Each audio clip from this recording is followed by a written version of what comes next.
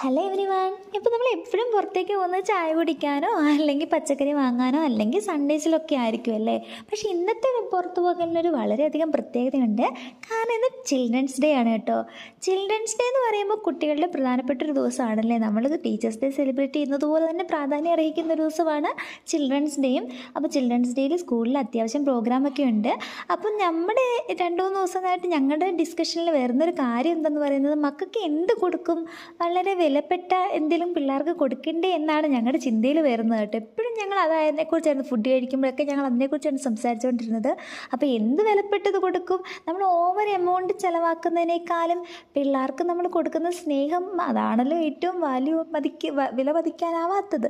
അങ്ങനെയൊക്കെ ഞങ്ങൾ ചിന്തിച്ചു. പിന്നെ വിചാരിച്ച് എന്തെങ്കിലും ഓർമ്മയ്ക്കായിട്ട് എന്തെങ്കിലും കൊടുക്കാമെന്ന്. അങ്ങനെ ഞങ്ങൾ ചെറിയ ബഡ്ജറ്റിൽ മക്കൾക്ക് സന്തോഷമാവുന്ന രീതിയിൽ പ്ലാൻ ചെയ്തു കേട്ടോ. പിന്നെ ഞങ്ങൾ ഷോപ്പിൽ പോയി തപ്പി കണ്ടുപിടിച്ചു എന്ത് പിള്ളേർക്ക് ഏറ്റവും കൂടുതൽ യൂസ്ഫുൾ ആയിട്ടുള്ള ഒരു ഐറ്റം.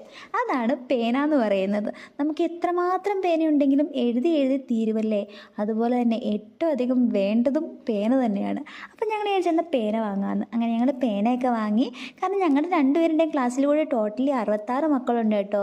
ഈ 66 മക്കൾക്കും പേന മാത്രം കൊടുക്കുന്നതിനോട് വലിയ താല്പര്യമില്ലായിരുന്നു. പിന്നെ ഞങ്ങൾ വിചാരിച്ചെന്നാൽ ചോക്ലേറ്റും കൂടി അവർക്ക് വേണ്ടി വാങ്ങാമെന്ന്.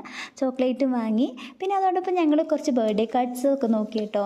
കാരണം ഞങ്ങളുടെ തൊട്ടടുത്ത ദിവസങ്ങളിൽ, ഇനി വരുന്ന ദിവസങ്ങളിൽ ഞങ്ങളുടെ പ്രിയപ്പെട്ട ഒരു കൊച്ചിൻ്റെ ബർത്ത്ഡേ ആണ്. അപ്പോൾ അവൻ്റെ വീട്ടിൽ അങ്ങനെ ആരും ഇല്ല സെലിബ്രേറ്റ് ചെയ്യാനൊന്നും. അവനെ ബർത്ത്ഡേ ആഘോഷിക്കുന്ന കൊച്ചല്ല, ആഗ്രഹമില്ലാഞ്ഞിട്ടല്ല, പക്ഷേ സാഹചര്യം ഇല്ലാത്തത് കൊണ്ടാണ് കേട്ടോ. അപ്പോൾ അവന് കൊടുക്കാൻ വേണ്ടി ഒരു ബർത്ത്ഡേ കാർഡും കളിപ്പാട്ടമൊക്കെ നോക്കി, കുറേ നോക്കി. പക്ഷെ ഒന്നും നല്ലതായിട്ടുള്ളതൊന്നും കണ്ടില്ല കേട്ടോ. പിന്നെ ഞങ്ങൾ വിചാരിച്ചു ഒന്ന് പുറത്ത് പോയിട്ട് അവനൊരു ഷർട്ട് വാങ്ങാം അല്ലെങ്കിൽ എന്തെങ്കിലും ഡ്രസ്സ് വാങ്ങിക്കൊടുക്കാമെന്ന് വിചാരിച്ചു.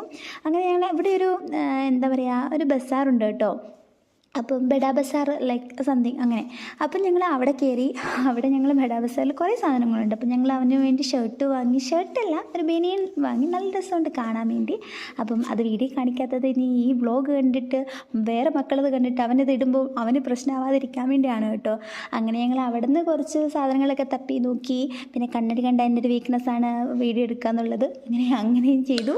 അത് കഴിഞ്ഞ് നമ്മുടെ സ്ഥിരം സ്പോട്ടായ പോപ്പുലറിലേക്കാണ് കേട്ടോ പോയത്. പോപ്പുലറിലേക്ക് പോകാനുള്ള പ്രത്യേക കാരണം എന്താണെന്ന് വെച്ചിട്ടുണ്ടെങ്കിൽ മലയാളികൾ നടത്തുന്നു എന്നത് തന്നെയാണ്. പിന്നെ അവിടെ നല്ല ടേസ്റ്റി സ്നാക്സ് കിട്ടും കേട്ടോ. അവിടുത്തെ സാൻഡ്വിച്ച് വളരെ ടേസ്റ്റിയാണ്. പിന്നെ ഞങ്ങൾ സ്ഥിരം ചായയും സാൻഡ്വിച്ചും കഴിച്ച് വർത്താനൊക്കെ പറഞ്ഞ് അവിടെ നിന്ന് സ്പീഡിൽ ഇറങ്ങുക എന്നായിരുന്നു ഞങ്ങളുടെ ലക്ഷ്യം. കാരണം ഓൾറെഡി സമയം ലേറ്റ് ആയിരുന്നു. ഇനിയും ലേറ്റ് ആയിട്ടുണ്ടെങ്കിൽ എന്ത് ചെയ്യും, ഹോസ്റ്റൽ പൂട്ടും. അതുകൊണ്ട് ഞങ്ങൾ സ്പീഡ് പോകണം എന്നാണ് ഞങ്ങൾ ആഗ്രഹിച്ചത്. പക്ഷേ ഞങ്ങൾ വർത്താനൊക്കെ പറഞ്ഞ് മെല്ലെ നടന്ന് വന്നപ്പോൾ എന്ത് ചെയ്തു, സമയം ലേറ്റായിപ്പോയി. അപ്പം ഈ ലൈറ്റിൻ്റെ പ്രത്യേകത എന്താണെന്ന് വെച്ചിട്ടുണ്ടെങ്കിൽ, ഈ ലൈറ്റ് എനിക്ക് ഭയങ്കര ഇഷ്ടമുള്ള ലൈറ്റാണ് കേട്ടോ.